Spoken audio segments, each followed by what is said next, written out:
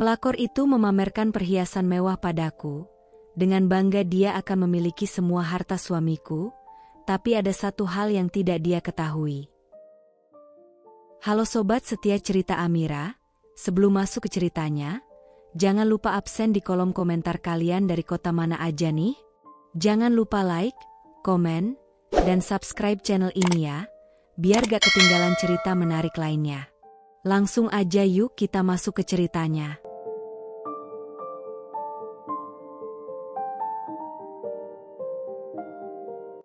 Namaku Dinda, anak satu-satunya dari pemilik toko emas besar di Jakarta. Sejak kecil aku dididik mandiri, tegas, dan bijak, karena ayah selalu berharap punya anak laki-laki.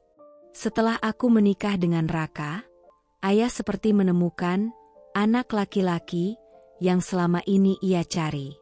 Tapi aku tak tahu, ternyata cinta bisa membutakan segalanya, termasuk logika ayahku. Hari itu, hujan turun tipis di luar, membasahi kaca etalase toko emas yang selalu tampak dingin namun anggun. Aku sedang membantu ayah merapikan daftar stok perhiasan ketika suara bel kecil di atas pintu berdenting pelan. Seorang pria muda melangkah masuk dengan mantel coklat yang basah di bagian pundak. Rambutnya sedikit berantakan karena angin, namun sorot matanya tenang dan menghormati. Ada kesederhanaan dalam penampilannya, tapi juga ada sesuatu yang tidak bisa langsung kujelaskan, sebuah aura yang memaksa mataku untuk tidak berpaling. "Permisi, Pak Surya?" tanyanya sambil menyekat tangannya yang basah dengan sapu tangan dari saku dalam mantelnya. Suaranya tidak terlalu dalam, tapi jernih dan penuh sopan santun. Ayahku menoleh dari balik meja kasir, tersenyum ramah. "Oh, kamu pasti Raka, yang dari program magang universitas, ya?" Ia mengangguk dan tersenyum kecil. Senyuman itu, entah mengapa, membuat jantungku berdetak 2 kali lebih cepat dari biasanya. Ada ketulusan di balik senyum itu, bukan jenis senyum yang dibuat-buat atau penuh taktik. Aku menyadari bahwa aku masih memegang daftar stok, tapi pikiranku sudah tak lagi fokus pada angka-angka. Hari-hari berikutnya, Raka mulai terbiasa dengan ritme kerja di toko kami. Ia tidak pernah datang terlambat, tidak pernah mengeluh meski harus berdiri berjam-jam, dan selalu menyapa setiap pelanggan dengan sikap hangat yang tak dibuat-buat. Ia bukan hanya cepat belajar, tapi juga tahu bagaimana memperlakukan orang dengan hormat. Bahkan ayah, yang biasanya sulit percaya pada orang baru, mulai sering memuji kinerjanya di depan staf. Aku mengamati semua itu dari balik meja pelayanan. Kadang-kadang, aku menemukan diriku diam-diam mencuri pandang ke arahnya saat ia sedang berbicara dengan pelanggan, atau ketika ia sedang serius mencatat pemasukan barang. Ada sesuatu dalam caranya menatap dunia, seolah ia membawa luka yang dalam, namun memilih untuk menutupinya dengan senyum. Suatu sore, ketika toko sudah sepi dan hanya tinggal kami bertiga, ia menghampiriku dengan membawa nampan berisi cincin berlian kecil. "Mbak, ini sudah saya susun sesuai nomor seri. Tapi saya ragu yang ini, warnanya sedikit berbeda. Bisa bantu lihat kan?" Aku menerima cincin itu, jari kami bersentuhan sekilas. Hanya sekejap, tapi cukup untuk menciptakan keheningan aneh di antara kami. Aku menelan ludah, mencoba bersikap biasa. "Bagus kok. Kamu teliti juga, ya?" ucapku sambil tersenyum. Ia tertawa kecil. "Saya cuma takut merusak sistem di sini. Toko ini terlihat seperti segalanya sangat terorganisir. Termasuk kamu." Aku mengernyit pelan. "Aku?" Ia mengangguk, matanya menatapku sesaat, lebih dalam dari yang seharusnya dilakukan rekan kerja biasa. "Kamu terlihat seperti seseorang yang tahu apa yang dia lakukan, tapi entah kenapa, matamu seperti menyimpan banyak pertanyaan." Aku terdiam. Bagaimana bisa seorang asing yang baru beberapa minggu bekerja di sini membaca sisi diriku yang bahkan teman-teman dekatku tidak pernah perhatikan? Sejak saat itu, semuanya berubah. Setiap kali ia lewat, jantungku seakan ingin melompat. Setiap kali ia memanggil namaku, suaranya seperti gema yang tertinggal lebih lama di telingaku. Aku tahu perasaan itu datang perlahan tapi pasti. Aku jatuh cinta. Bukan karena rupa, bukan karena gaya bicara, tapi karena caranya membuat dunia terasa lebih tenang. Karena kehadirannya mengobrak-abrik benteng yang selama ini kutegakkan dengan rapi. Karena senyumannya membuatku merasa ingin dikenali, bukan hanya dilihat. Dan yang paling menakutkan, aku tahu aku tak bisa menghentikannya. Hanya dalam 6 bulan sejak pertemuan pertama itu, aku sudah berdiri di pelaminan. Terdengar tergesa, bahkan nekat, terlebih bagi orang-orang yang percaya cinta sejati harus diuji waktu.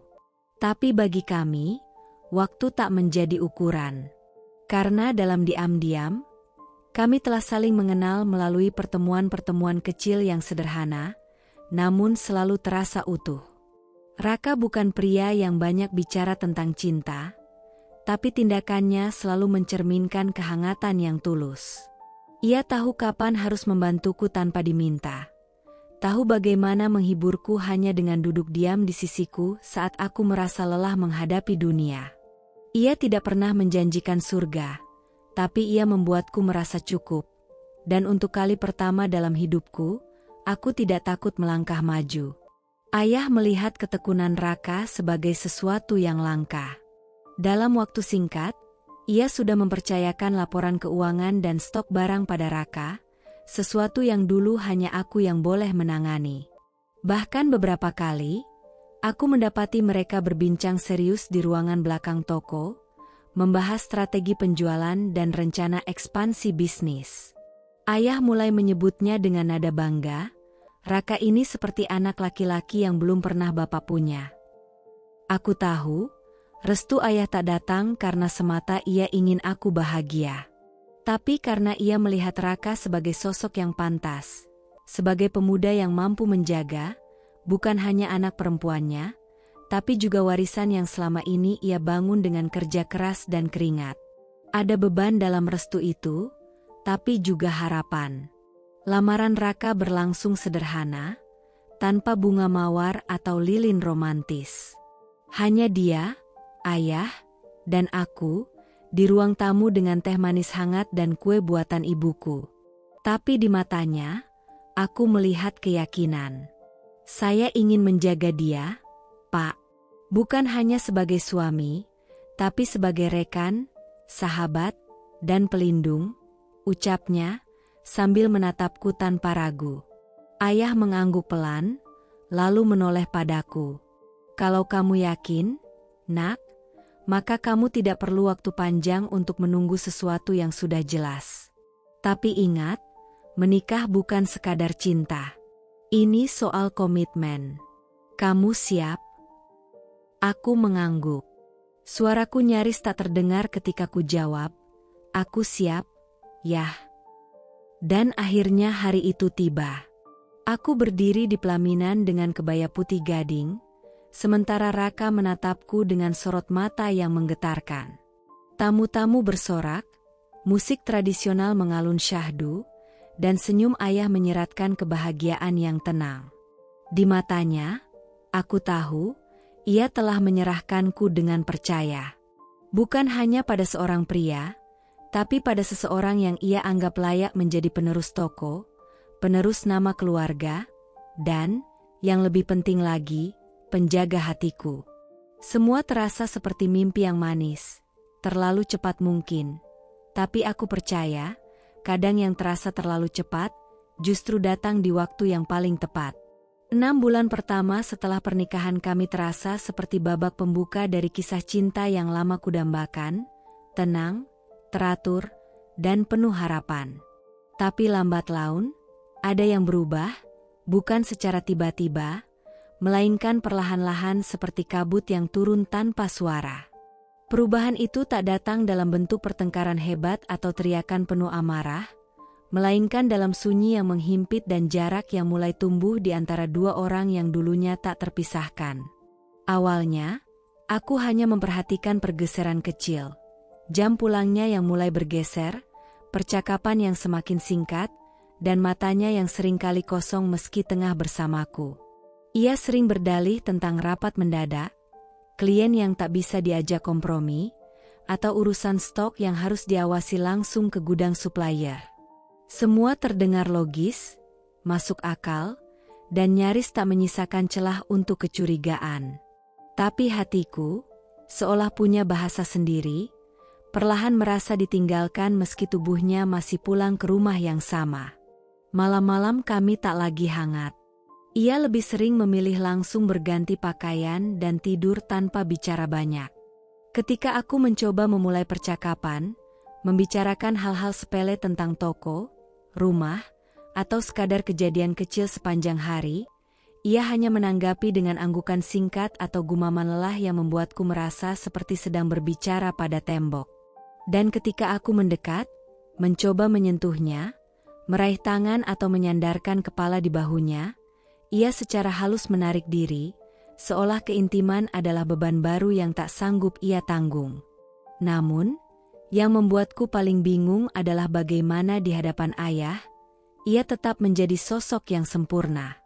Setiap akhir pekan, ia selalu menyempatkan diri duduk bersama ayah di ruang tamu, membahas laporan keuangan atau strategi pemasaran seolah-olah tak ada yang berubah. Ia bisa tertawa lepas, bercerita dengan antusias, bahkan tak jarang membuatkan kopi kesukaan ayah tanpa diminta. Ayah melihatnya sebagai figur ideal, tekun, bertanggung jawab, penuh inisiatif. Dan aku hanya bisa menyaksikan itu semua sambil menelan perih yang tak bisa kuungkapkan. Pernah suatu malam, aku memberanikan diri bertanya, dengan nada pelan yang nyaris seperti bisikan, "Raka, sebenarnya, kamu masih bahagia, kan?" Ia tak langsung menjawab. Hanya menatap layar ponselnya lalu menjawab singkat, "Aku cuma capek. Banyak hal yang harus dipikirkan."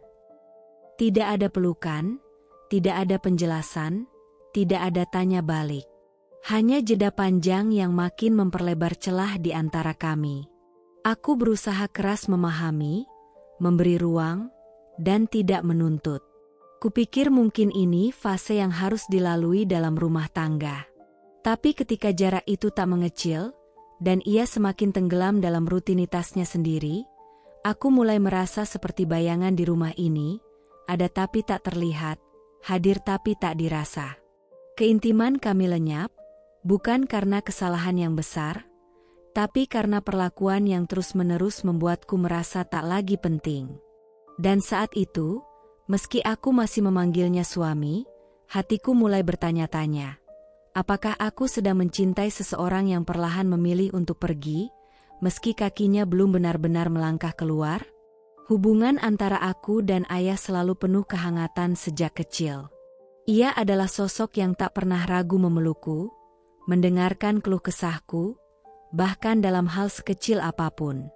Ia tahu bahasa tubuhku, memahami raut wajahku, dan mengenal detak hatiku. Tapi entah sejak kapan, semua itu mulai menguap, pelan, nyaris tak kentara, namun meninggalkan kehampaan yang sulit dijelaskan. Yang paling terasa adalah tatapannya. Dulu, mata ayah penuh pengertian. Sekarang, sorot itu berubah menjadi curiga, tajam, dan dingin. Ia mulai berbicara dengan nada yang mengandung jarak, seolah aku bukan lagi putrinya yang bisa dimengerti, melainkan seseorang yang terus-menerus membuat kesalahan yang tak bisa dimaafkan. Aku tertegun saat pertama kali ia berkata, "Kamu terlalu banyak menuntut, Nak." Aku nyaris tak percaya dengan apa yang kudengar. "Maksud ayah?" tanyaku pelan, mencoba mencari kejelasan. Ayah menghela napas dalam, menatapku dengan ekspresi yang membuat dadaku sesak. Raka itu sudah cukup luar biasa. Dia bekerja keras, tetap perhatian, dan tidak pernah mengeluh. Tapi kamu selalu merasa kurang, selalu menuntut lebih. Perkataannya menamparku lebih keras daripada tangan siapapun. Tak pernah terlintas dalam benakku bahwa ayah, yang dulu begitu membelaku dalam segala hal, kini berdiri di sisi lain dan melihatku sebagai penyebab ketegangan rumah tangga kami. Rasanya seperti tiba-tiba menjadi orang asing di dalam rumah sendiri. Aku ingin membela diri. Ingin berteriak bahwa aku hanya rindu, hanya ingin diperhatikan kembali oleh suamiku. Tapi kata-kata itu tertelan oleh lumpur perasaan yang terlalu dalam untuk dijelaskan dalam satu sesi percakapan. Aku bukan sedang merengek, aku hanya merasa kehilangan. Aku tak sedang menuntut kemewahan, hanya mendambakan kembali pelukan hangat, perhatian tulus, dan percakapan yang tak hanya soal laporan keuangan atau pekerjaan. Namun, semua pembelaan itu seolah tak memiliki tempat. Ayah sudah terlanjur percaya bahwa Raka adalah sosok suami ideal. Dan sayangnya, Raka pandai menjaga citranya. Di hadapan orang lain, ia masih tampil sebagai pria ramah, penuh perhatian, dan selalu tahu apa yang harus dikatakan agar tampak mengayomi. Ia memberikan ruang bagi semua orang, kecuali aku. Aku mulai merasa seperti sedang menjalani peran dalam pertunjukan yang naskahnya kutulis sendiri, tapi semua orang membacanya dengan cara yang berbeda. Ayah, yang seharusnya menjadi saksi paling jujur dalam hidupku, justru memilih untuk mempercayai versi yang ditampilkan Raka. Dan aku, yang dulu selalu jadi kebanggaannya, kini dianggap sebagai sosok yang tidak tahu bersyukur. Malam-malamku dipenuhi diam yang mengeras menjadi batu di dalam dada. Aku merenungi letak kesalahanku, mencoba merunut ulang semua kejadian. Bertanya-tanya, sejak kapan aku berubah menjadi perempuan yang dicurigai bahkan oleh ayahnya sendiri? Dan lebih menyakitkan lagi, sejak kapan cintaku menjadi terlihat seperti beban? Langit siang itu muram, tak secerah biasanya. Aku memutuskan untuk pergi ke pusat perbelanjaan sendirian, sekadar mengisi waktu dan membeli beberapa perlengkapan rumah yang sudah lama tertunda. Pikiran sedang lelah, tubuh pun rasanya berat. Namun berada di dalam rumah yang makin hari makin sunyi, membuatku lebih sesak daripada berjalan menyusuri lorong-lorong mal yang ramai. Tak ada rencana khusus, tidak ada tujuan pasti. Hanya ingin keluar dari rutinitas yang terasa semakin menggantung. Aku memarkirkan mobil di lantai basement 2, seperti biasa, tempat yang tak terlalu ramai agar lebih mudah keluar nanti. Saat baru saja mematikan mesin, tanpa sengaja mataku menangkap sosok yang membuat napasku tertahan sejenak. Di kejauhan, dekat tangga darurat, seorang pria berdiri sambil menatap ponsel, tubuhnya tegap, bahunya ku kenal dengan sangat baik. Aku memperhatikan lebih saksama. Jantungku mulai berdegup kencang. Itu Raka. Aku tetap diam di dalam mobil, membiarkan tubuhku tersembunyi oleh kaca gelap dan deretan kendaraan yang memisahkan kami. Aku tidak langsung keluar. Ada keganjilan yang membuatku urung melangkah. Ia mengenakan kemeja putih yang baru kuberikan 2 minggu lalu, sepatu hitam yang kusetrika pagi tadi, dan jam tangan yang kubungkus rapi di hari ulang tahunnya tahun lalu. Semuanya tampak biasa, tapi situasinya jauh dari biasa. Beberapa detik kemudian, seorang wanita muncul dari arah yang berlawanan. Rambut panjangnya tergerai indah, tubuhnya anggun, langkahnya ringan. Ia mendekat pada Raka, lalu tersenyum, begitu manis, begitu akrab. Tak ada jeda, tak ada jarak canggung seperti pertemuan antara dua orang yang jarang bertemu. Tidak. Mereka tampak seperti dua manusia yang sudah sering berada di lingkaran yang sama, yang paham bagaimana mendekat tanpa ragu. Wanita itu meraih tangan Raka, menggenggamnya pelan, lalu menunduk, mencium punggung tangannya dengan gerakan yang lembut dan intim. Tidak ada kebingungan, tidak ada rasa bersalah yang terpancar di wajahnya. Dan yang lebih menghancurkan, Raka membiarkannya. Ia tidak menepis, tidak menghindar, bahkan membalas dengan senyum kecil yang sudah lama tidak aku lihat ditujukan padaku. Senyum itu hangat, damai, seperti milik seseorang yang merasa berada di tempat yang benar. Aku masih duduk membatu di dalam mobil.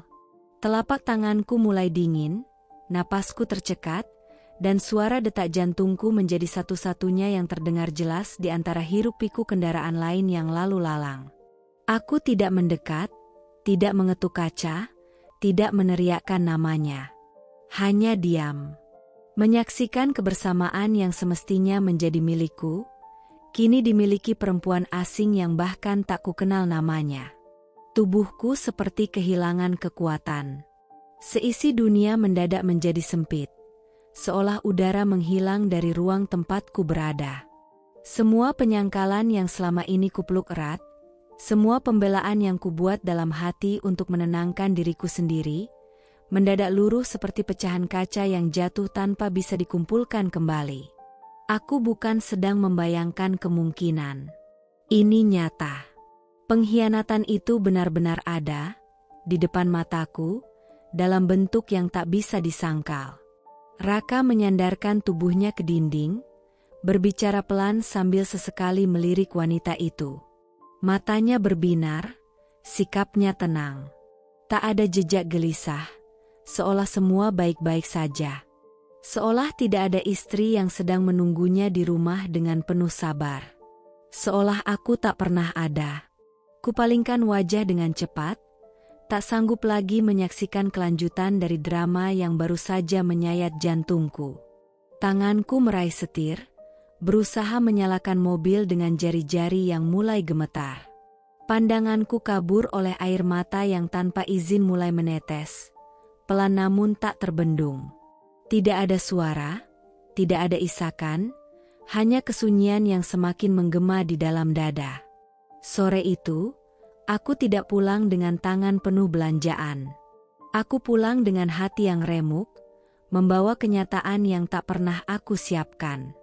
Bukan karena aku tidak pernah merasa dicintai lagi, tapi karena aku terlalu lama menyangkal bahwa cinta yang kupertahankan sendiri, tanpa dibalas dengan rasa yang sama, sesungguhnya hanya menyisakan luka. Dan hari itu, di parkiran sunyi dengan langit yang mulai menghitam, aku sadar, kebohongan yang kupendam selama ini bukan berasal dari mulut Raka, melainkan dari hatiku sendiri yang terus memaksa percaya bahwa ia masih memilihku. Tubuhku masih gemetar ketika kulihat wanita itu melangkah ringan menuju pintu penumpang mobil Raka. Ia membuka pintu tanpa ragu, masuk dengan kepercayaan diri yang menusuk, lalu menutupnya pelan seperti seseorang yang telah terbiasa berada di dalam sana. Beberapa detik kemudian, mesin mobil menyala dan mereka melaju pergi. Aku mengikuti mereka dengan jarak aman. Tak peduli kemana mereka akan pergi, yang aku tahu, aku tidak sanggup membiarkan pemandangan tadi berlalu tanpa jawaban. Mobil mereka membelok ke jalan utama, menembus keramaian kota yang mulai dipenuhi lampu-lampu kendaraan sore hari. Aku menjaga jarak, menyamakan kecepatan, berharap mereka berhenti di suatu tempat yang akan memberiku petunjuk. Tapi justru itu yang paling menyakitkan. Mereka tak berhenti di restoran, atau pusat perbelanjaan, atau tempat umum manapun. Mereka terus melaju, hingga akhirnya menghilang di tikungan menuju kawasan perumahan yang tak kukenal. Aku tak berani mengikuti lebih jauh. Ada bagian dari diriku yang masih takut menerima kebenaran secara utuh. Malamnya, aku menunggu di ruang makan. Tak ada makan malam yang tersaji, tak ada senyum, tak ada basa-basi. Hanya diriku dan satu pertanyaan yang terus berputar di kepala, membentuk gelombang gelisah yang tak mau reda. Jarum jam menunjukkan pukul 9:15 saat Raka akhirnya pulang. Ia membuka pintu seperti biasa, meletakkan tas di sofa, lalu melepas sepatu sambil melirik ke arahku sekilas. "Sudah makan?" tanyanya datar, seolah tak terjadi apa-apa. Aku tidak menjawab. Tatapanku tetap menancap padanya. Ia tampak lelah, tapi bukan lelah karena pekerjaan. Wajahnya tak menunjukkan beban, justru terlihat tenang. Dan ketenangan itulah yang membuatku semakin yakin bahwa aku tidak sedang berlebihan.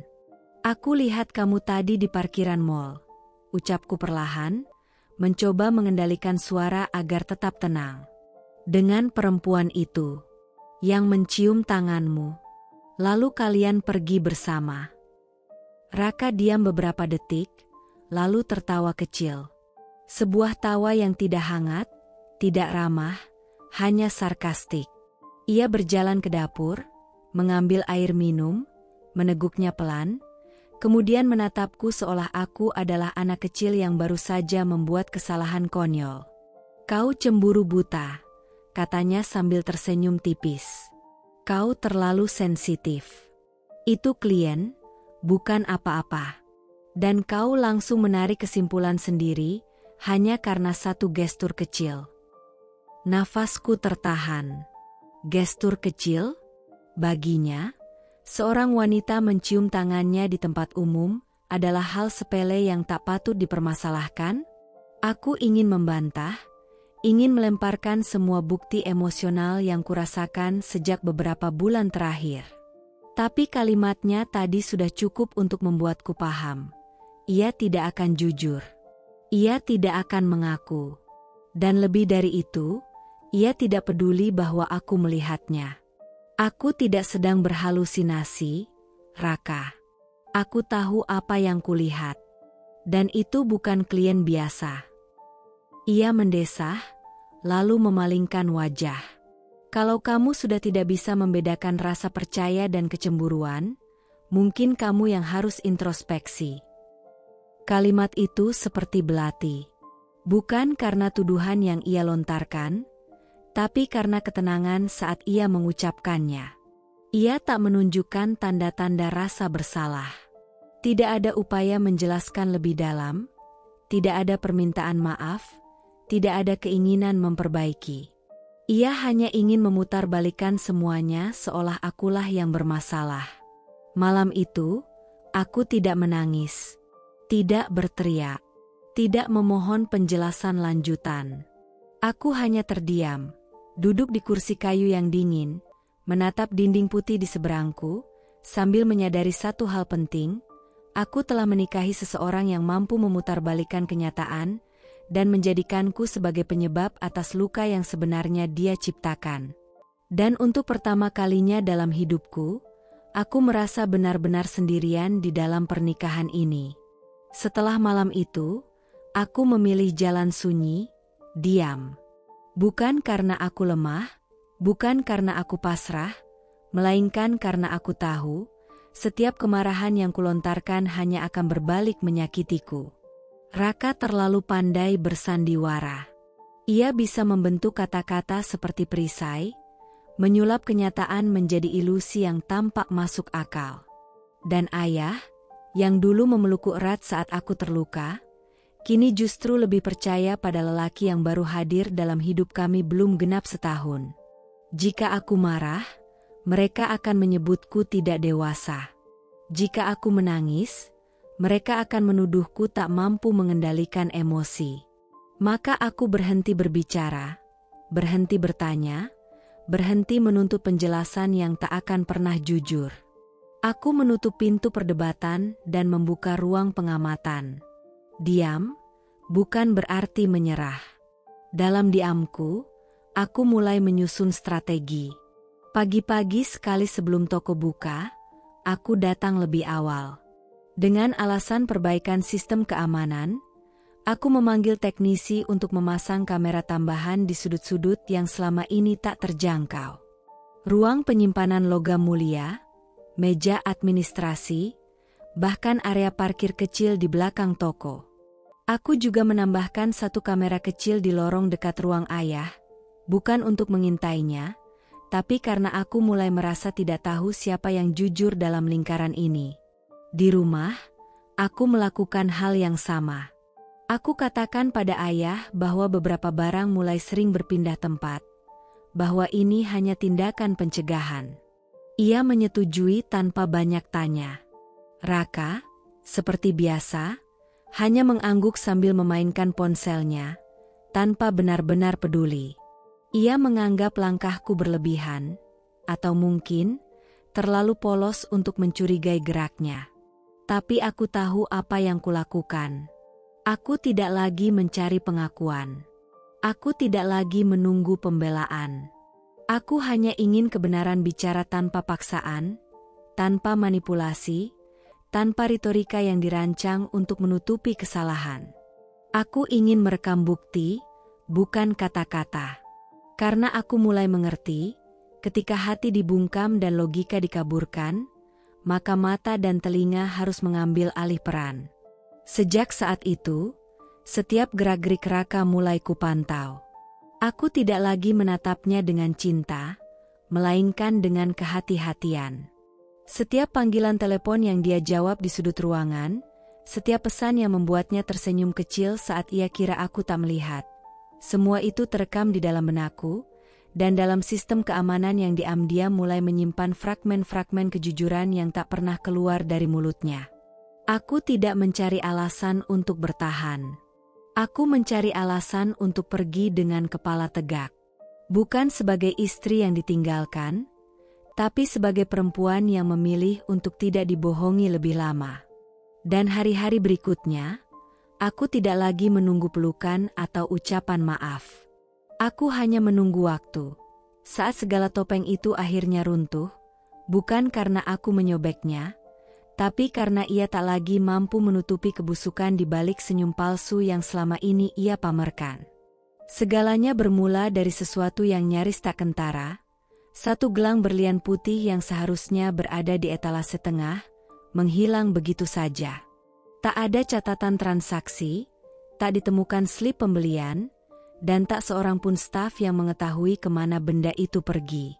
Awalnya aku mencoba berpikir positif, menduga barang tersebut mungkin sedang dibawa untuk kebutuhan pemotretan atau tertinggal dalam sesi penilaian kualitas logam mulia. Namun, naluriku tak tenang. Ada sesuatu yang terasa tidak selaras. Seperti nada sumbang dalam melodi yang biasa terdengar harmonis. Aku mulai memeriksa laporan mingguan secara menyeluruh. Setiap struk, setiap faktur, kubuka satu persatu.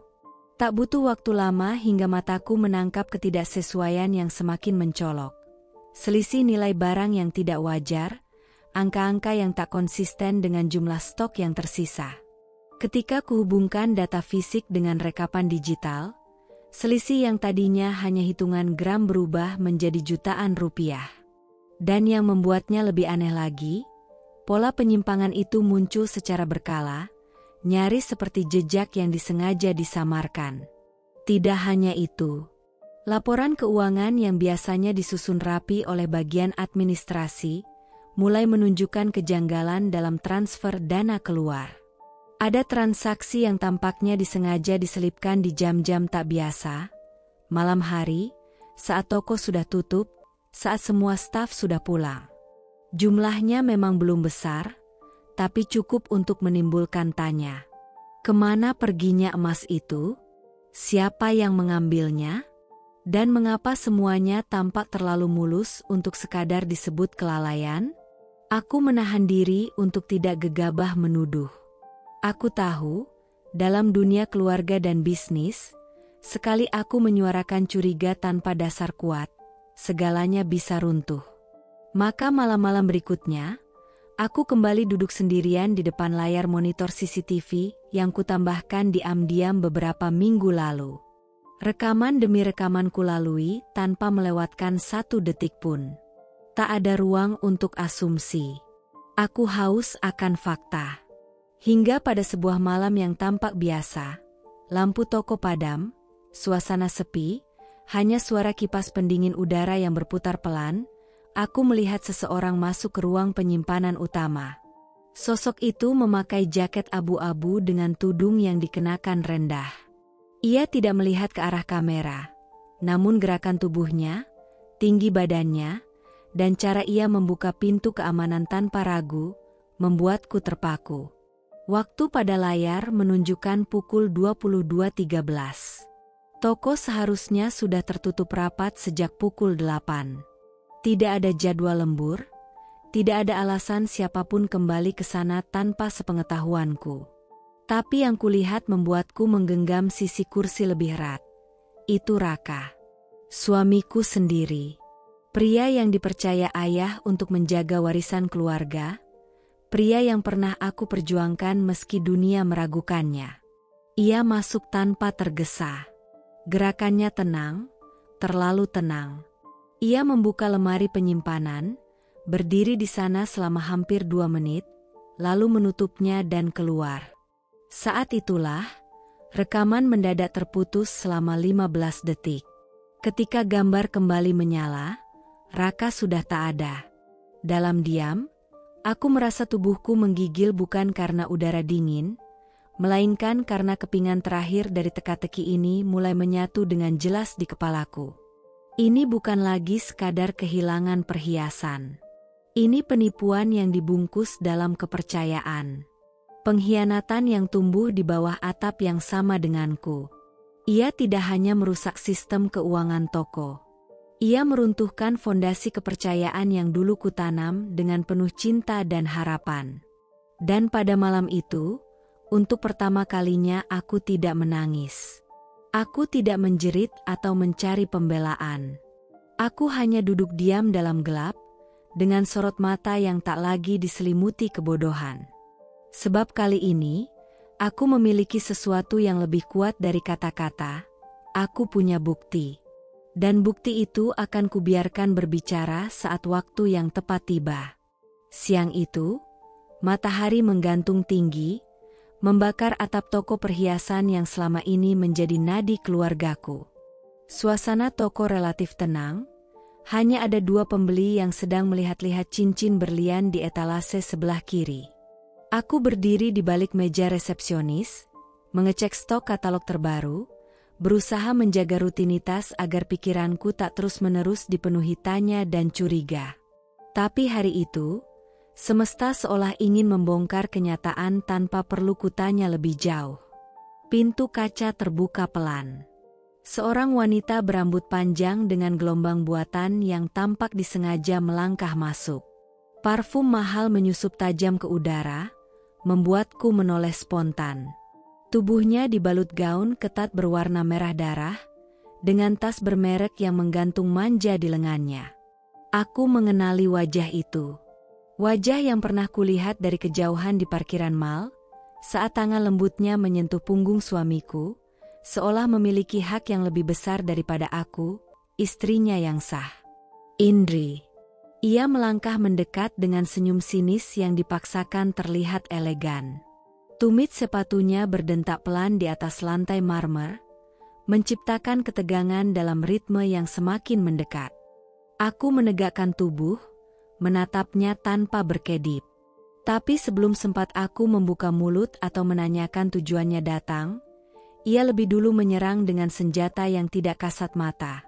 Penghinaan. Jadi ini ya, tempat si istri sah mencari harga diri, katanya sambil tertawa kecil.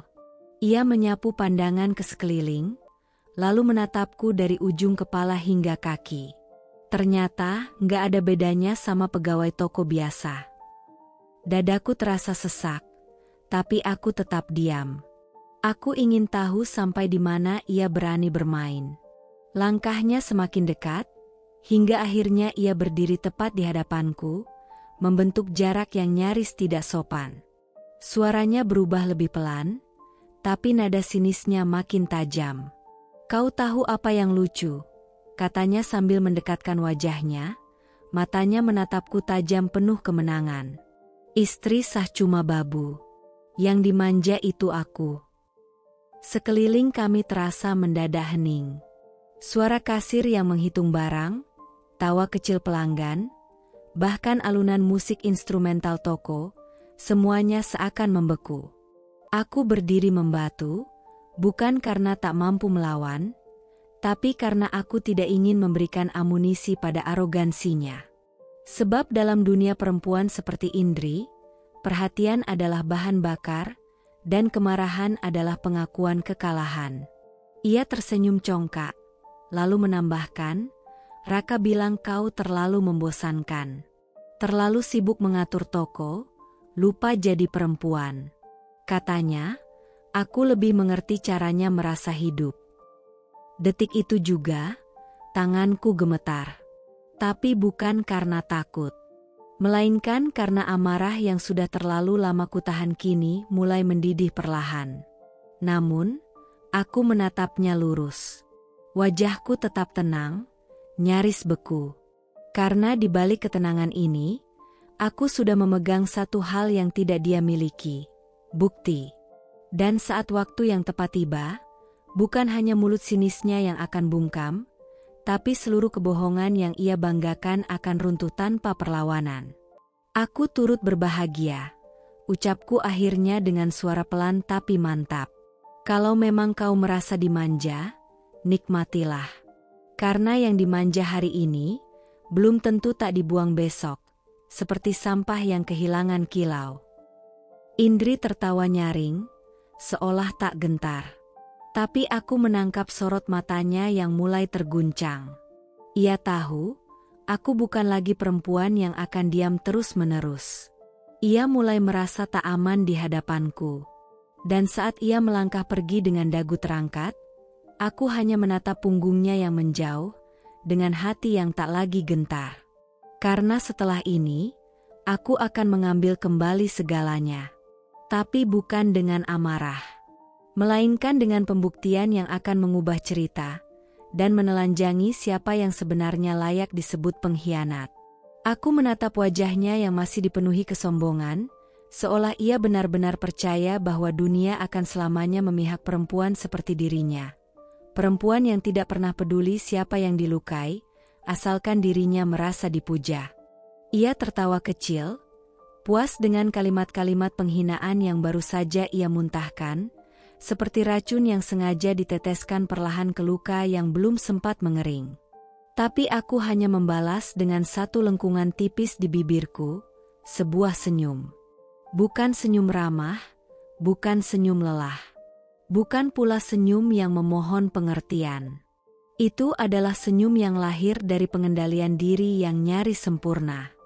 Senyum yang menyimpan badai, tapi tak memperlihatkan kilat.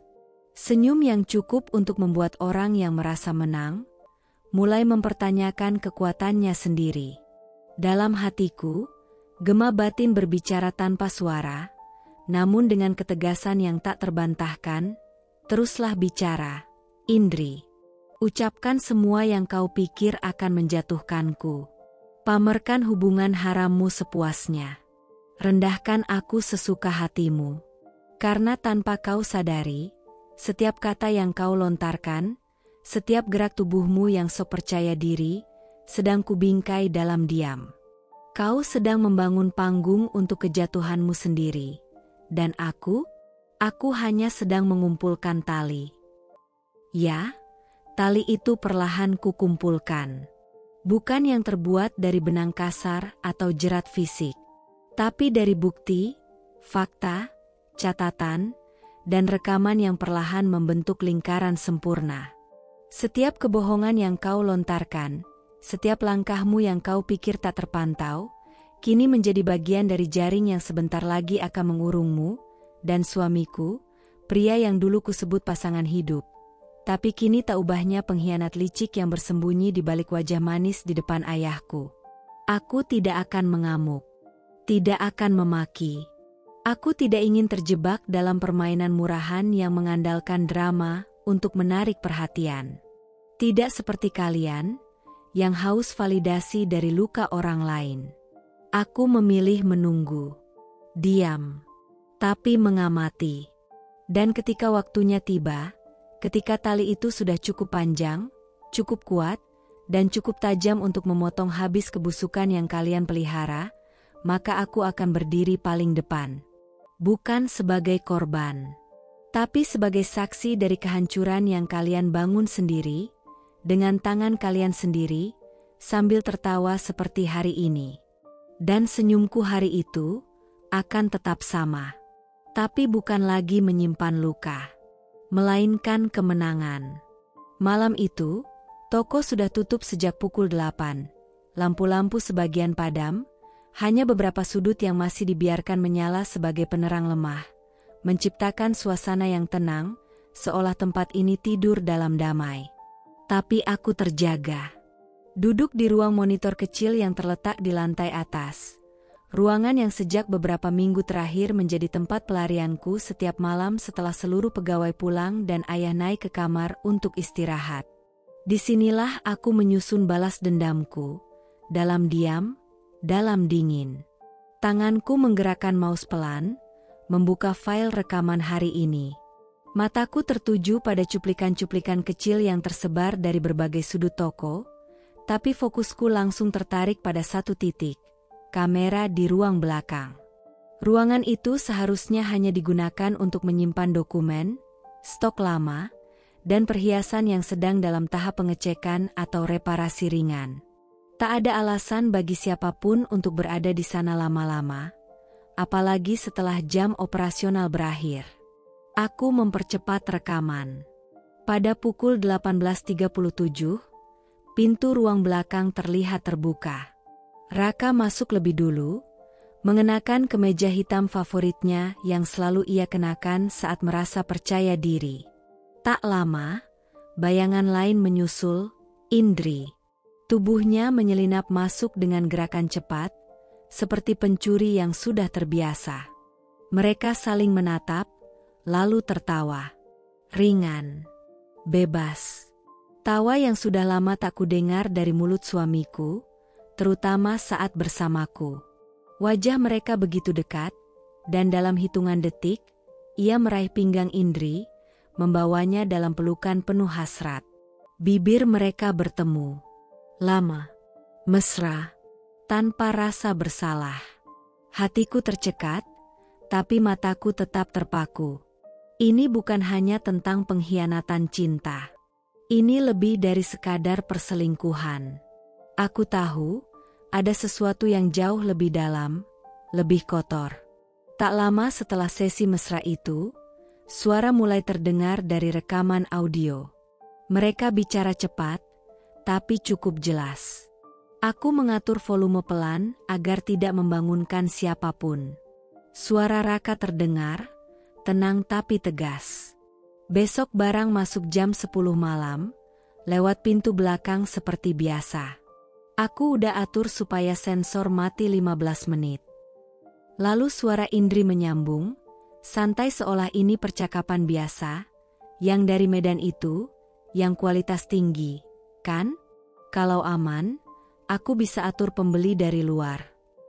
Ayahmu nggak curiga? Tambah Indri lagi, sambil memainkan kerah kemeja Raka. Raka tertawa ringan. Mana mungkin? Di matanya aku ini malaikat. Dan kalaupun ada yang dicurigai, pasti istriku yang disalahin duluan. Mendengar itu, darahku seperti berhenti mengalir. Satu kalimat itu saja sudah cukup untuk merobek semua rasa sayang yang mungkin tersisa. Tak hanya mengkhianati pernikahan, Raka menjadikan kepercayaanku sebagai bahan lelucon. Bahkan menjadikan ayahku, laki-laki yang telah menganggapnya anak sendiri, sebagai tameng untuk aksi kotornya. Tanganku mengepal di atas meja. Tapi aku tidak menangis. Tidak kali ini, air mata sudah lama berhenti menjadi solusi. Yang kupunya sekarang adalah bukti. Dan dari rekaman ini, aku tahu, permainan mereka bukan hanya soal hati. Ini kriminal. Ini pengkhianatan di dua medan, keluarga dan hukum. Perlahan aku bersandar di kursi, menatap layar yang kini menampilkan dua pengkhianat itu sedang tertawa sambil bersandar di meja tempat aku biasa mencatat stok emas. Aku menghela napas panjang. Dalam hatiku, hanya satu kalimat yang terngiang. Mainkan terus sandiwaramu, Raka. Aku biarkan kalian menari, tapi tunggulah saat gorden panggung terbuka lebar dan semua penonton melihat siapa sebenarnya dalang di balik kehilangan emas-emas itu. Pagi itu, udara di ruang administrasi toko terasa lebih pengap dari biasanya. Jendela tertutup rapat, tirai menutupi sinar matahari, dan hanya suara lembut pendingin udara yang mengisi keheningan.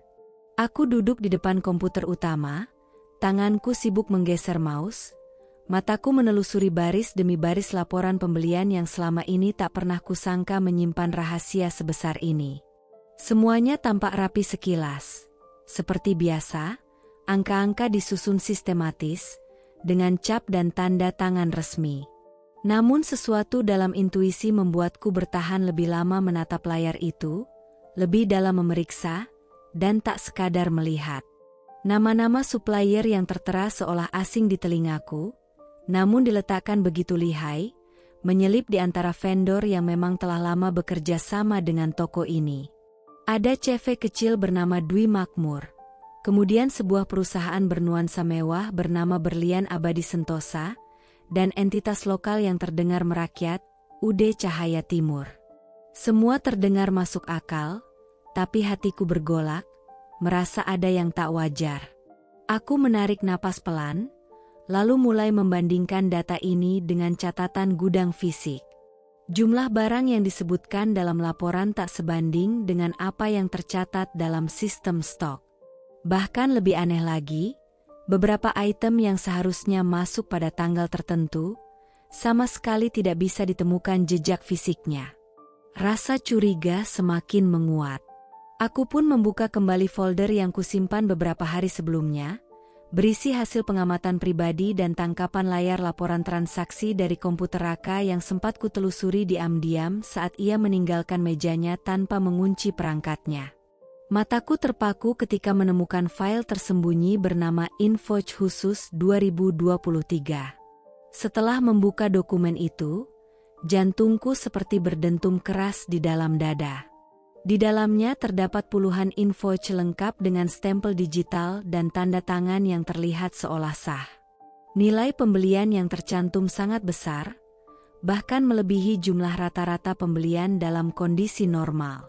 Anehnya, seluruh transaksi dilakukan dengan supplier yang tak pernah kukenal, tanpa alamat valid, dan tak satu pun memiliki nomor kontak yang aktif saat kutelusuri.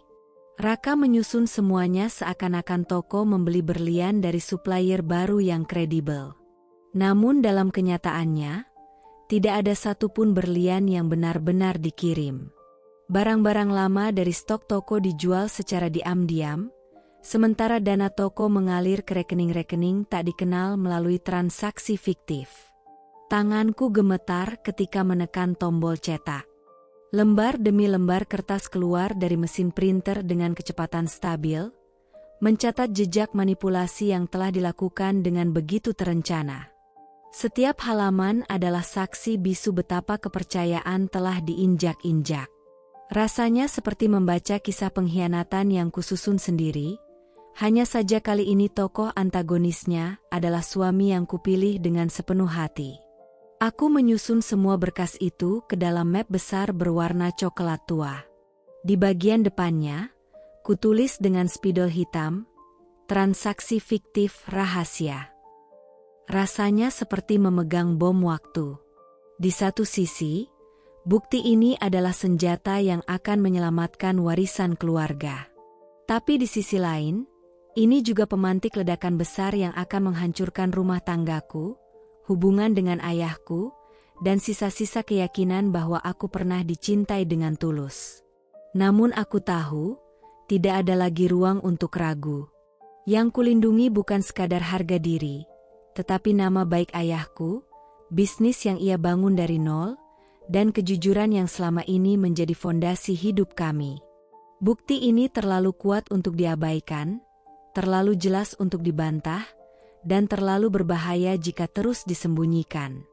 Dan hari itu, untuk pertama kalinya setelah sekian lama hidup dalam bayang-bayang keraguan, aku merasa memiliki kendali penuh atas kebenaran. Sebab, yang kupeluk bukan lagi kenangan, tapi kenyataan. Yang kugenggam bukan lagi janji manis, melainkan data akurat yang akan membawa terang pada kebusukan yang selama ini tersembunyi di balik wajah penuh senyum suamiku sendiri. Ruangan kerja ayah dipenuhi aroma khas kayu tua dan lemari-lemari penuh berkas bisnis yang tersusun rapi sejak puluhan tahun lalu. Cahaya sore menyelinap masuk lewat kisi-kisi jendela, menyorot meja besar di tengah ruangan tempatku meletakkan map coklat berisi semua bukti penggelapan yang kulacak selama berminggu-minggu. Tangan ayah sempat menyentuhnya, lalu menarik perlahan, membuka lembar demi lembar dengan alis yang perlahan mengerut. Aku duduk di seberangnya, diam. Jantungku berdetak kencang, tapi raut wajahku kutahan setenang mungkin. Setiap detik yang berlalu terasa seperti palu ketegangan yang memukul dadaku. Di sisi lain, aku tahu, ini adalah satu-satunya cara untuk menyelamatkan apa yang tersisa dari kehormatan keluarga kami. Ayah. Ucapku pelan, suaraku nyaris bergetar. Semua yang ada di situ bukan asumsi. Itu fakta. Hitungan, transaksi, invoice, sampai rekaman CCTV, semuanya bisa diverifikasi. Ayah membolak-balik berkas itu.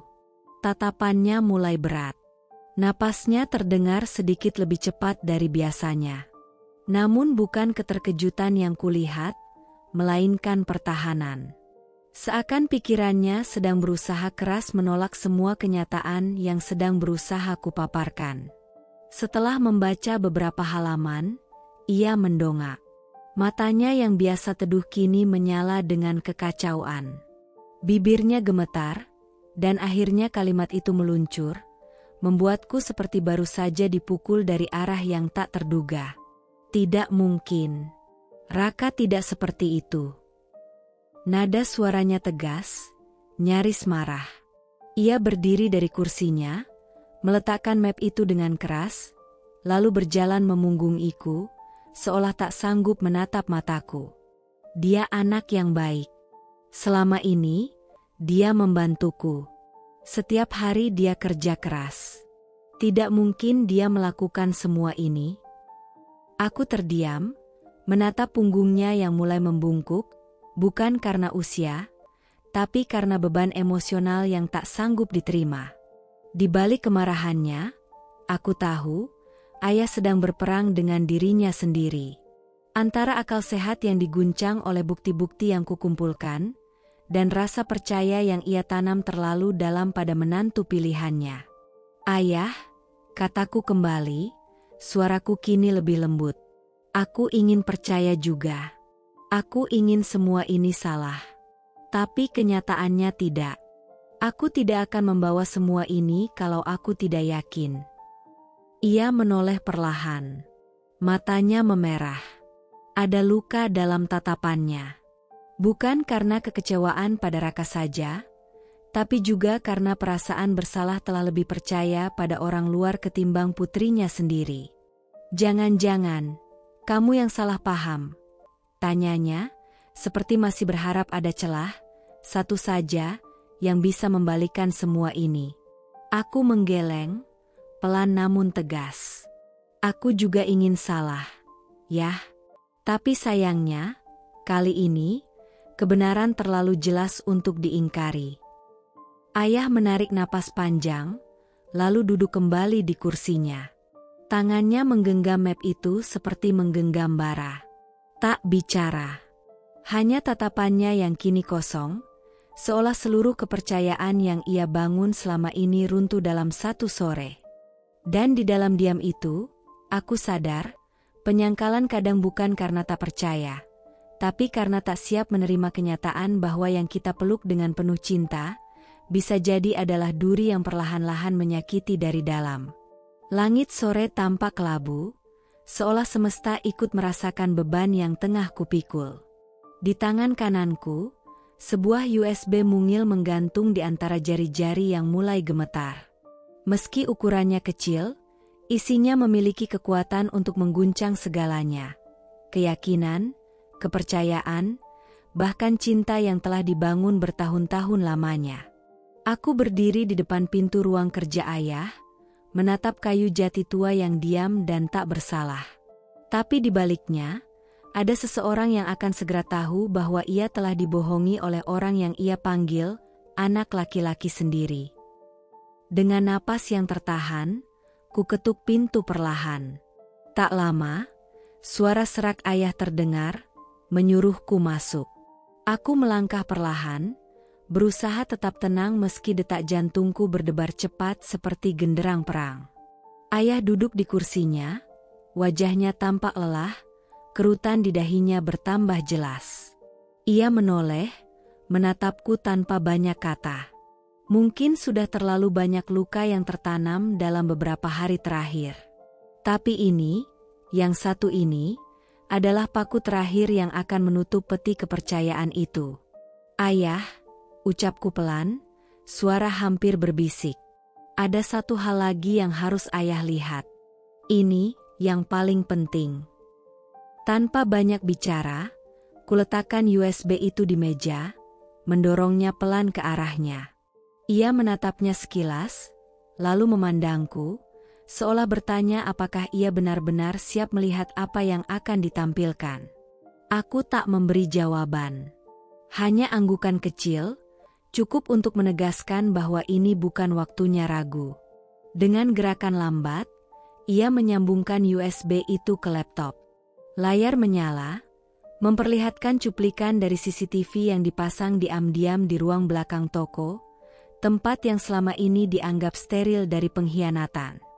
Gambar mulai terlihat, Raka duduk santai di sofa, tangannya menggenggam bahu Indri yang berdiri di sebelahnya. Beberapa detik kemudian, Indri tertawa kecil, lalu duduk di pangkuan Raka tanpa ragu. Mereka terlihat begitu akrab, begitu bebas, seolah dunia ini milik mereka berdua. Tak ada rasa bersalah di wajah mereka. Tak tampak sedikit pun beban moral. Hanya tawa yang terasa menusuk, tawa yang memecah sisa keheningan dalam dada. Lalu suara Raka terdengar, jelas, tanpa gangguan, seolah disengaja agar tertangkap sempurna oleh alat perekam. Tenang aja, sayang. Orang tua itu gampang banget dibodohi. Gak usah khawatir, dia masih mikir aku suami idaman. Indri tertawa lagi, kali ini lebih keras. Serius? Dia masih gak curiga sama sekali? Raka mengecup keningnya dan menjawab. Dia terlalu percaya. Gampang banget ditaklukin. Gak butuh usaha keras. Ayah terpaku di tempatnya. Tatapannya lurus ke layar, wajahnya kaku seperti topeng yang kehilangan ekspresi. Napasnya teratur tapi dalam, seperti menahan sesuatu yang hendak meledak dari dalam. Ia tidak bertanya, tidak mengomel, tidak marah, hanya diam. Tapi dalam diamnya, ada luka yang menganga, perih yang tak bisa diungkap dengan kata-kata biasa. Ketika video berhenti, layar kembali gelap. USB kecil itu tak bersuara, tapi ia telah menyampaikan kebenaran lebih lantang daripada mulut manapun. Ayah menunduk, kedua tangannya naik ke wajahnya, menutupi mata yang mulai basah. Suaranya bergetar ketika akhirnya ia bicara, hampir seperti gumaman yang ditelan duka. Anak yang selama ini aku percaya, ternyata mempermainkan aku seperti ini. Aku tidak menjawab. Aku tahu tak ada kalimat penghibur yang bisa menyembuhkan hati seorang ayah yang baru saja mengetahui bahwa ia telah dijadikan objek lelucon oleh menantunya sendiri. Lelaki yang dulu disambut hangat ke dalam keluarga karena dianggap tulus, jujur, dan bisa dipercaya. Keheningan menggantung lama. Lalu, perlahan, ayah membuka matanya kembali. Kali ini tatapannya berbeda. Tak lagi penuh pembelaan, tak lagi menyangkal, tapi juga bukan kemarahan membabi buta. Yang kutangkap dari matanya adalah luka dalam yang disulut oleh kenyataan pahit, bahwa ia selama ini dibutakan oleh cinta, dan memilih mempercayai orang asing dibanding darah dagingnya sendiri. Terima kasih sudah tetap berdiri di samping ayah, bahkan ketika ayah menolak percaya, katanya lirih. Aku menggenggam tangannya. Dan untuk pertama kalinya, kami berada di pihak yang sama. Dalam diam, dalam kecewa, dalam pengkhianatan yang kami saksikan bersama. Ayah tak langsung bangkit dari kursinya. Ia terdiam lama, menatap layar yang kini kembali gelap setelah video itu berakhir. Seakan berharap semua yang barusan ia lihat hanyalah mimpi buruk yang bisa dihapus dengan sekali kedip. Namun kenyataan tetap tak bergeser. Punggung tangannya menyeka pelan sudut mata, tapi air yang menggenang di sana sudah terlanjur jatuh, menyusuri pipi tuanya yang selama ini kukira tak pernah retak oleh air mata. Tangannya gemetar. Bukan karena usia, tapi karena amarah dan hancurnya kepercayaan. Getaran halus itu menjalar hingga ke jari-jarinya, yang kini mengepal lemah di atas meja. Matanya merah, bukan hanya karena menangis, tapi karena bara dalam dirinya mulai membakar pelan-pelan. Seluruh tubuhnya tampak tegang, seperti seseorang yang berusaha mati-matian untuk tetap waras di tengah badai kenyataan yang begitu pahit. Ia menoleh ke arahku, dan untuk pertama kalinya sejak semua ini dimulai, tak ada keraguan dalam sorot matanya.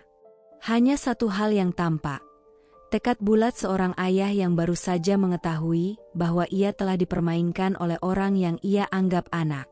Dengan napas yang dalam dan berat, ia bangkit dari duduknya. Kursi bergeser pelan, menciptakan bunyi seret yang terdengar lebih nyaring daripada biasanya. Ia menunduk sejenak, membuka laci meja, dan mengambil kunci mobil yang selama ini selalu ia simpan di tempat yang sama. Tanpa memandangku lama-lama, ia mengucap dengan suara rendah namun penuh tekanan, seperti gunung es yang hendak runtuh. "Ikut aku sekarang." Suara itu tak meninggi, tak berteriak, tapi tegas, dingin, dan cukup menusuk untuk membuatku refleks berdiri. Ia tak menunggu jawabanku, hanya melangkah cepat menuju pintu. Meninggalkanku yang masih sempat mencium samar aroma parfum lamanya yang biasanya membuatku merasa aman, tapi hari ini terasa seperti kabut di medan perang. Aku mengikutinya tanpa banyak tanya. Kupandangi punggungnya saat ia berjalan di lorong rumah menuju garasi, dan rasanya seperti melihat seseorang yang baru, bukan lagi ayah yang lembut dan sabar, tapi seorang pria tua yang baru saja kehilangan harga dirinya oleh kelicikan seorang menantu. Mesin mobil meraung ketika ia menghidupkannya. Tangan kirinya menggenggam erat kemudi, sedang tangan kanannya mengepal begitu kuat di atas pahanya, hingga buku jarinya memutih. Ia tak bicara sepatah kata pun saat mobil mulai melaju keluar halaman. Namun dari caranya menginjak gas, dari tatapan lurusnya ke jalan, aku tahu, ada pertarungan besar yang sedang mendidih dalam dadanya. Dan hari ini, mungkin hari ini, topeng Raka tak akan bisa diselamatkan lagi. Langit di atas kota tampak mendung, seolah ikut menyelubungi suasana hati yang sedang bergolak di dalam mobil. Ayah menyetir dengan kecepatan konstan, tanpa berkata apa-apa sepanjang perjalanan. Hanya suara wiper yang menggesek kaca depan, sesekali disertai deru napasnya yang berat, menjadi pengingat bahwa diamnya bukan karena tenang, tapi karena sedang menahan letupan emosi yang sewaktu-waktu bisa pecah. Aku duduk di sampingnya, menggenggam ponsel erat-erat. Di layar, jam digital menunjukkan pukul 15.23. Raka seharusnya berada di toko cabang mall sejak siang tadi. Biasanya, dia hanya mampir sebentar untuk mengecek laporan. Namun entah kenapa, firasatku mengatakan kali ini lebih dari itu. Kami tiba di pusat perbelanjaan dengan langkah cepat. Ayah langsung menuju bagian manajemen keamanan. Entah karena aura kewibawaannya atau karena ekspresinya yang begitu serius, petugas langsung mengantar kami ke ruang pengawasan tanpa banyak bertanya. Di ruangan yang remang dan penuh layar monitor itu, seorang petugas keamanan mulai memutar rekaman CCTV berdasarkan waktu dan lokasi yang kami sebutkan. Jemariku tak berhenti mengetuk meja, gugup, namun ayah tetap berdiri diam di belakang petugas. Matanya fokus menatap layar seperti seorang hakim yang sedang menanti bukti akhir dalam persidangan panjang. Dan di sana, pada rekaman dari kamera lantai dasar pintu timur, terlihat sosok yang sangat kami kenal. Raka. Ia mengenakan kemeja putih yang dilipat hingga siku, terlihat rapi seperti biasa. Di sampingnya, berjalan dengan santai dan penuh percaya diri, adalah Indri, perempuan yang menjadi sumber dari segala luka ini. Mereka masuk ke area mall dengan sikap yang nyaris tak menyembunyikan apapun. Indri bahkan sempat menggandeng lengan Raka sambil tertawa kecil, seolah mereka adalah pasangan sah yang bebas dari dosa. Ayah mengepalkan tangannya, menahan amarah yang nyaris membakar ruang itu. Tapi ia tak berkata sepatah pun. Ia hanya menunjuk layar, lalu berkata singkat kepada petugas, "Tolong arahkan ke toko emas cabang kami. Fokuskan pada area belakang toko." Rekaman berganti. Kini mereka tampak berjalan masuk ke dalam toko. Raka memberikan isyarat pada salah satu staf untuk menutup pintu belakang. Indri mengikutinya dari belakang, dan begitu keduanya menghilang dari pandangan kamera utama, petugas beralih ke kamera sudut ruangan penyimpanan. Gambar tak begitu jelas, tapi cukup untuk menunjukkan bahwa mereka tidak sedang membicarakan urusan profesional. Ayah menarik napas dalam-dalam. Ia berdiri tegak, namun aku tahu, dalam dirinya sedang terjadi gempa hebat. Hanya saja, seperti batu karang di tengah badai, ia memilih tidak runtuh dulu. Belum. Sambil menatap layar yang kini menampilkan waktu saat ini, ia berkata tanpa menoleh ke arahku. "Mereka belum keluar. Kita tangkap sekarang." Aku mengangguk. Lututku terasa lemas, tapi langkahku tetap mengikuti ayah, menyusuri lorong-lorong mall menuju tempat di mana kebenaran akhirnya harus dihadapkan pada wajah-wajah yang selama ini bersandiwara. Dan kali ini, tidak akan ada tempat untuk sembunyi. Langkah kaki ayah semakin cepat, hentakannya bergema keras menyusuri lorong toko menuju pintu kecil yang mengarah ke ruang belakang. Napasnya berat, seperti mesin tua yang dipaksa berlari dalam kepungan amarah. Aku hampir harus berlari kecil untuk mengikuti jejaknya. Tangan ayah mengepal begitu kencang, nadi di lengannya tampak menonjol, seolah amarahnya sudah tidak bisa lagi ditahan dalam pembuluh darah yang sempit. Ketika kami sampai di depan pintu kayu berwarna coklat tua itu, pintu yang dulu aku lewati saat mengantar makanan untuk Raka di jam sibuk, ayah tidak menunggu. Ia tak mengetuk, tak mencoba membuka pelan. Ia langsung mengangkat tangan, dan dengan tenaga yang entah datang dari mana, membanting pintu itu sekuat tenaga. Suara kayu yang terbuka keras memekakan telinga, mengejutkan siapapun yang ada di baliknya. Dan di sanalah mereka, dalam ruangan sempit berlampu redup yang seharusnya hanya digunakan untuk menyimpan dokumen dan kotak-kotak perhiasan, terduduk di atas sofa kecil dengan posisi yang tak pantas dilihat siapapun, apalagi oleh ayahku. Raka tidak mengenakan kemeja. Tubuh bagian atasnya telanjang, sementara Indri hanya mengenakan pakaian dalam berwarna hitam. Mereka duduk berdekatan, begitu lekat, seperti sepasang kekasih yang tak sedang menyembunyikan apapun. Tangan Raka membelai rambut Indri dengan santai, dan perempuan itu tertawa manja sambil menatap wajahnya, seolah sedang berada dalam film murahan yang memuakan. Tawa mereka seketika berhenti. Suasana ruangan langsung berubah membeku saat pintu terbuka. Mata mereka membelalak. Raka sontak berdiri, panik, mencoba meraih kemeja yang tergeletak di lantai. Indri menjerit kecil, buru-buru menutupi tubuhnya dengan tas tangan yang bahkan tak cukup untuk menutupi malu. Ayah." Suara Raka tercekat, seperti kerikil di tenggorokannya. Tapi ayah tak menjawab. Ia hanya berdiri di ambang pintu, dadanya naik turun, matanya merah seperti bara yang siap membakar siapa saja yang ada di hadapannya. Tangannya bergetar. Tak karena takut, tapi karena terlalu lama menahan amarah yang selama ini ditolak oleh hati yang percaya. "Kalian melakukan ini di tempat aku percayakan padamu?" Suara ayah pecah, keras, penuh luka. Bukan hanya karena perselingkuhan, tapi karena penghinaan terhadap kepercayaannya, terhadap harga diri yang selama ini ia junjung tinggi. Raka mencoba mendekat, bibirnya gemetar. Ayah, aku bisa jelaskan. Tutup mulutmu, bentak ayah. Suaranya menggema hingga keluar ruangan. Aku berdiri di belakangnya, melihat semuanya dengan mata basah. Pemandangan itu, yang dulu hanya aku bayangkan dalam mimpi buruk, kini ada di depan mataku. Jelas, nyata, tanpa bisa disangkal. Indri, yang masih duduk di sofa, malah mendengus pelan sambil menarik napas panjang. Matanya menatapku dengan sorot sinis, seolah tak menyesal sedikit pun. Kalian memang lambat menyadari, katanya lirih, menyeringai kecil.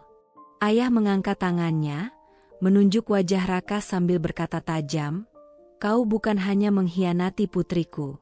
Kau menginjak harga diriku sebagai orang tua. Kau mencuri dari toko ini, dan sekarang, kau bawa perempuan ini ke tempat suci ini. Raka tertunduk. Tidak membela diri. Tidak bisa.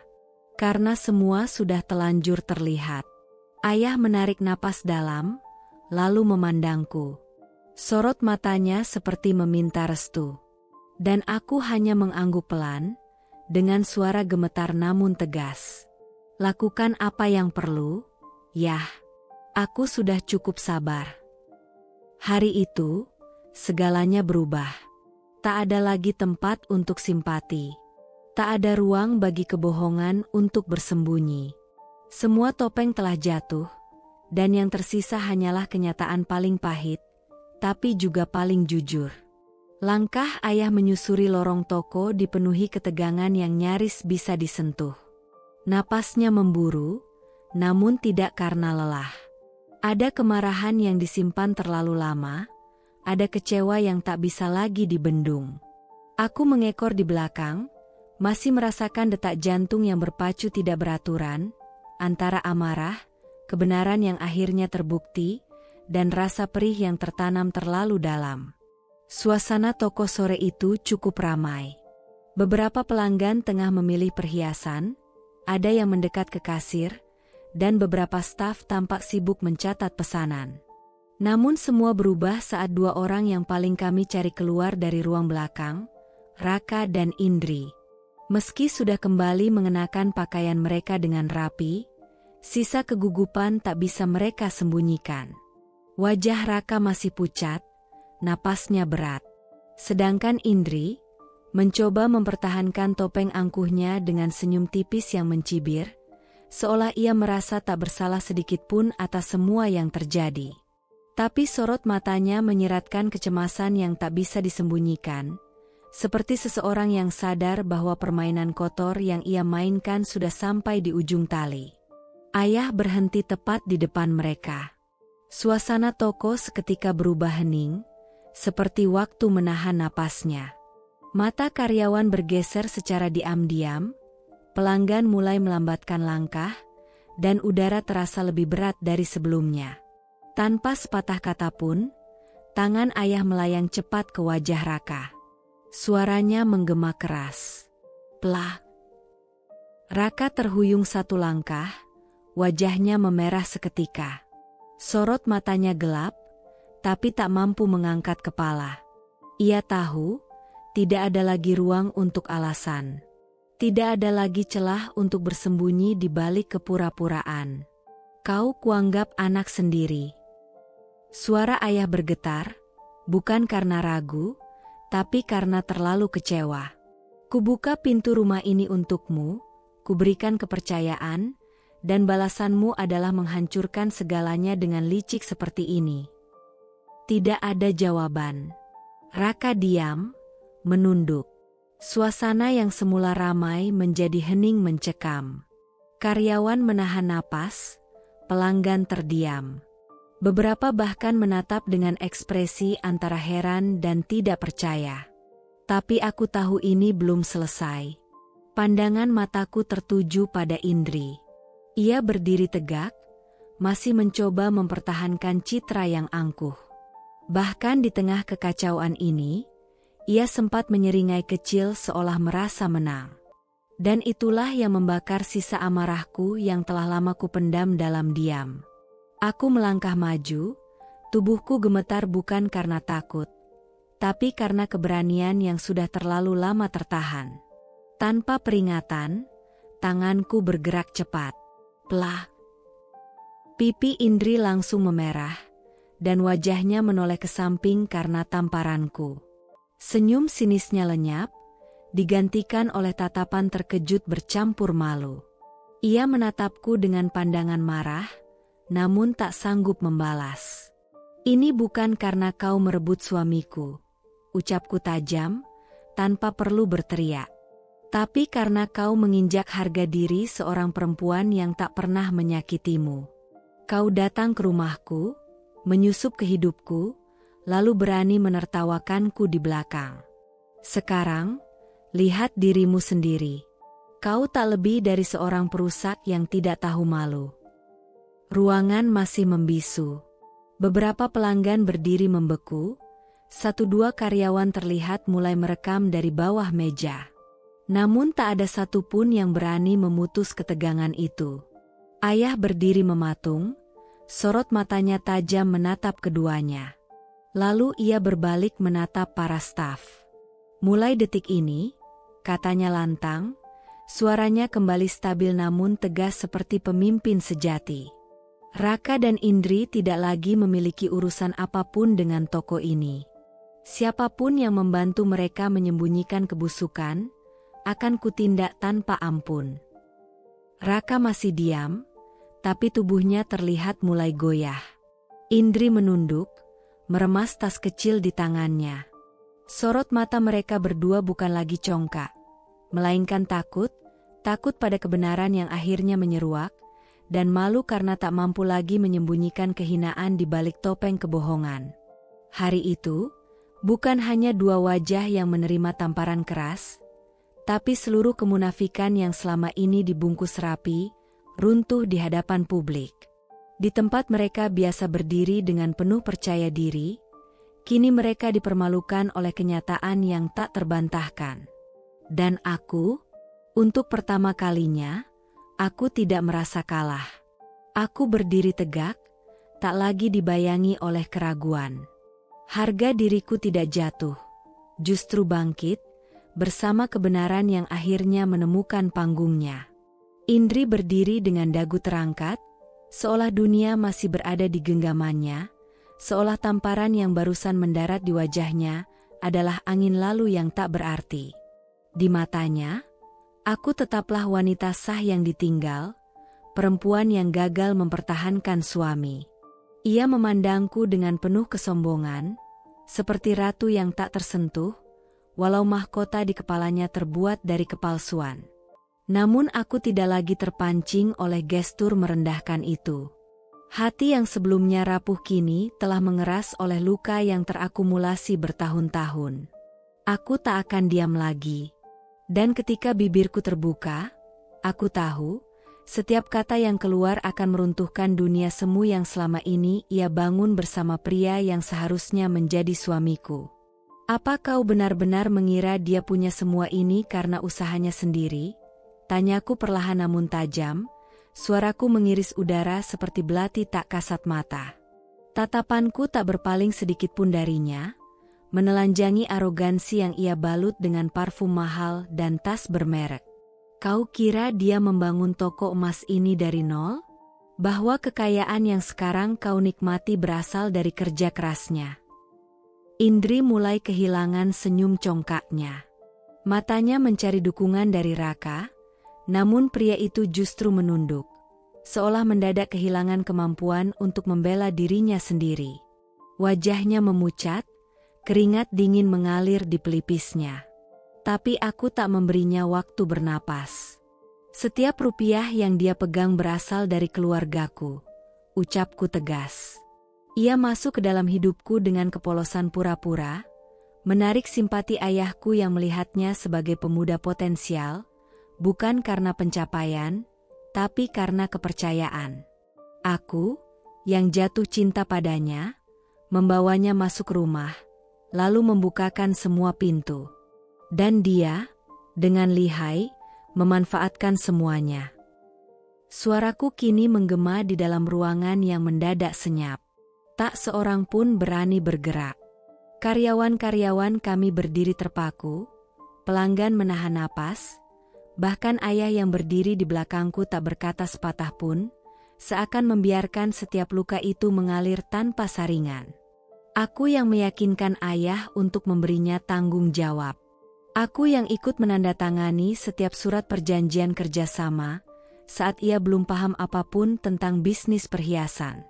Aku yang duduk di sebelahnya saat ia belajar membaca laporan keuangan, ketika istilah markup dan marin masih asing di telinganya. Bahkan rekening bank yang ia gunakan pertama kali adalah hasil gabungan dari tabungan masa kecilku. Mataku mulai berair, tapi bukan karena lemah, melainkan karena getirnya pengkhianatan yang selama ini kusembunyikan. Jadi saat kau berdiri di sini dan berkata bahwa kau dimanja, ketahuilah, yang memanjakanmu bukan dia, tapi aku. Lewat kepercayaan yang aku tanamkan padanya, dan harta keluarga yang dia nikmati tanpa rasa malu. Indri tampak goyah. Ia menggigit bibirnya, tidak lagi mampu mempertahankan sikap angkuh. Sementara itu, Raka masih berdiri kaku, seperti mayat hidup yang perlahan menunggu ajal reputasi menjemputnya. Aku mendekat satu langkah, lalu menatapnya lebih dalam. Selamat menikmati sisa-sisa kemewahan yang dibangun di atas pengkhianatan. Tapi ingat, semua itu tak akan bertahan lama. Karena hari ini, semua akan aku tarik kembali, termasuk nama baik yang telah kalian injak-injak. Udara menjadi lebih berat. Orang-orang tidak lagi memandangku sebagai istri yang dikhianati, tapi sebagai wanita yang dengan tenang dan elegan menguliti dua wajah munafik yang selama ini menari di atas luka. Dan untuk pertama kalinya, aku merasa menang, bukan karena balas dendam, tapi karena kejujuran akhirnya berdiri di depan kebohongan, tanpa gentar. Indri terpaku di tempat, tak bergerak seujung kuku pun, seolah dunia menghukumnya dengan beban yang tiba-tiba menggantung di bahunya. Kedua tangannya yang semula diletakkan angku di pinggang kini terkulai di sisi tubuhnya, kehilangan arah dan kekuatan. Matanya membelalak sejenak, tapi kemudian meredup, kehilangan nyala yang tadi sempat menyala congkak di hadapanku. Nafasnya tersendat, dadanya naik turun tak beraturan, dan tanpa peringatan, butiran air bening menetes dari sudut matanya, membasahi pipi yang memerah bukan karena rasa cinta, melainkan rasa malu yang menyayat ke dasar harga diri. Ia mencoba menegakkan dagu, namun kelopak matanya berat menahan tatapan orang-orang yang menyaksikan kehancuran yang selama ini ia bangun bersama pria yang bukan miliknya. Terseduh, suara tangisnya terdengar tercekik, seperti seseorang yang menyesali bukan karena berdosa, melainkan karena akhirnya tertangkap basah. Kedua bahunya bergetar, sesekali ia menyeka air mata yang tak berhenti jatuh, tapi tak ada kata keluar dari bibirnya, seolah lidahnya membeku oleh rasa takut dan penyesalan yang datang terlambat. Raka berdiri tak jauh di belakangnya, tubuhnya membungkuk pelan seperti sebatang kayu rapuh yang siap patah diterpa angin kecil. Ia tidak menoleh ke siapapun, bahkan tidak berani menatap wajah ayahku yang berdiri hanya beberapa langkah darinya. Tatapannya tertunduk tajam ke lantai, menatap ubin putih yang tak lagi mampu memantulkan harga dirinya yang telah jatuh hancur. Kedua tangannya saling menggenggam erat di depan perut, bukan untuk menenangkan diri, tapi seperti seseorang yang sedang berusaha meredam gemuruh panik dalam tubuhnya. Tak ada suara keluar dari mulutnya. Tak juga pembelaan, apalagi pengakuan. Keheningan yang ia pertahankan hanya membuat segalanya terasa lebih menyakitkan. Bisu yang mencekam, seolah ia memilih menyerah pada kenyataan ketimbang menyangkal kebusukan yang baru saja dibuka secara telanjang di depan mata orang-orang yang pernah begitu percaya. Aku berdiri di depan mereka, tidak dengan amarah yang membara, melainkan dengan ketegasan yang dingin, karena luka yang terlalu dalam tak selalu perlu dibalas dengan teriakan. Pemandangan itu lebih dari cukup membuatku mengerti bahwa ada dosa yang tak butuh hukuman manusia, sebab rasa malu yang membakar dari dalam jauh lebih kejam daripada vonis apapun yang keluar dari mulut orang lain. Tanpa banyak perdebatan, ayah langsung mengambil keputusan yang tak bisa diganggu-gugat. Raka dipecat dari jabatannya, dikeluarkan secara permanen dari struktur perusahaan, dan dicoret dari semua akses yang selama ini memberinya kekuasaan semu atas toko keluarga kami. Tak hanya itu, seluruh fasilitas yang sebelumnya ia nikmati, mobil dinas, apartemen, hingga kartu kredit atas nama perusahaan, langsung ditarik dan dibekukan. Dalam sekejap, apa yang dulu ia banggakan lenyap, menyisakan kehampaan yang bahkan tidak bisa ia tutupi dengan senyum palsu. Ayah memanggilku ke ruang kerjanya. Tak ada meja yang memisahkan kami saat itu. Ia berdiri, tubuhnya tampak rapuh, namun sorot matanya penuh ketulusan. Ia meraih tanganku, lalu menatap lurus ke wajahku dengan mata berkaca-kaca. "Maafkan ayah," katanya pelan, tapi suaranya bergetar. "Selama ini ayah buta. Ayah terlalu percaya orang luar dan mengabaikan anak sendiri." Air matanya jatuh perlahan, dan sebelum sempat kuucap sepatah kata pun, ia memelukku begitu erat seolah takut kehilangan untuk kedua kalinya. "Kau satu-satunya berlian ayah yang sesungguhnya, yang tak pernah luntur sinarnya meski terus digerus luka." Sejak hari itu, seluruh kendali perusahaan diberikan padaku. Bukan sekadar sebagai bentuk kepercayaan, tapi juga sebagai penebusan atas semua kesalahan yang pernah ia perbuat terhadapku. Aku tidak meminta pembuktian, tapi hidup memberikannya padaku secara utuh, pada saat yang tepat, dalam cara yang paling mengejutkan. Indri, yang selama ini hidup nyaman di apartemen mewah dengan segala fasilitas yang dibayar dari rekening toko, diusir tanpa kompromi. Ia berteriak, menangis, bahkan sempat mengancam akan membuka aib keluarga kami. Namun semua omong kosong itu tak lagi berarti ketika bukti penggelapan dan rekaman perselingkuhan telah disebar ke seluruh pemegang saham dan mitra usaha. Lebih dari itu, terbongkarlah fakta lain yang lebih menyakitkan bagi Raka. Selama ia sibuk bermain api di belakangku, Indri juga menjalin hubungan dengan pria lain, seorang eksekutif muda yang lebih kaya, lebih tampan, dan lebih pintar memainkan peran. Raka tak hanya kehilangan harta, ia kehilangan martabat, nama baik, dan rasa hormat yang selama ini ia kira miliknya. Reputasi yang pernah ia bangun dengan kebohongan runtuh seketika. Dunia usaha tidak mengenal ampun. Berita tentang skandal dan penggelapan menyebar seperti kabar duka di pemakaman. Tak ada satupun perusahaan yang mau menyentuhnya, bahkan untuk pekerjaan level paling dasar sekalipun. Ia menjadi simbol kehancuran yang disebabkan oleh keserakahan dan pengkhianatan. Sementara aku melangkah ke depan dengan kepala tegak. Bukan karena aku ingin terlihat hebat, tapi karena aku tahu perjuanganku bukan untuk membalas dendam, melainkan untuk membuktikan bahwa perempuan yang terluka bisa bangkit jauh lebih kuat dari yang pernah menjatuhkannya. Hari-hariku kini dipenuhi tawa tulus, keputusan bijak, dan rasa percaya diri yang tak lagi bergantung pada pengakuan siapapun. Dan dari semua kenangan, luka, serta pelajaran yang tertinggal, satu kalimat terus terngiang dalam benakku, sebuah pengingat yang kini menjadi mantra dalam hidupku. Berlian yang dulu dicuri dan disembunyikan dalam kegelapan, kini bersinar lebih terang dari sebelumnya.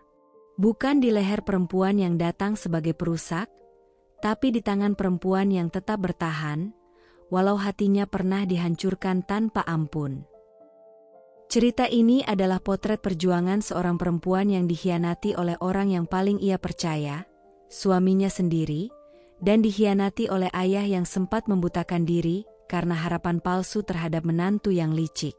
Namun di balik luka dan pengkhianatan itu, sang tokoh utama tidak memilih untuk menyerah atau membalas dengan cara kotor. Ia justru menyusun langkah secara cerdas, mengumpulkan bukti, dan menunggu saat yang tepat untuk membuka semua kebusukan yang tersembunyi di balik topeng manis sang suami. Dari situ kita melihat bahwa kebenaran memang butuh waktu, tapi pada akhirnya akan menemukan jalannya sendiri. Karma itu nyata, dan ia datang tak hanya dengan kejatuhan para pengkhianat, tapi juga dengan kemenangan elegan bagi mereka yang bertahan dengan kepala tegak. Kisah ini mengajarkan bahwa perempuan bukan hanya sosok penyabar, tapi juga pejuang yang mampu bangkit ketika dunia menghancurkannya. Ia tak perlu berteriak untuk membalas dendam, karena keadilan yang diperjuangkan dengan tenang dan cerdas, pada akhirnya akan bersuara jauh lebih lantang daripada amarah. Dan yang paling penting, harga diri seorang istri tidak ditentukan dari seberapa lama ia bertahan, tapi dari keberaniannya untuk melawan saat harga dirinya diinjak.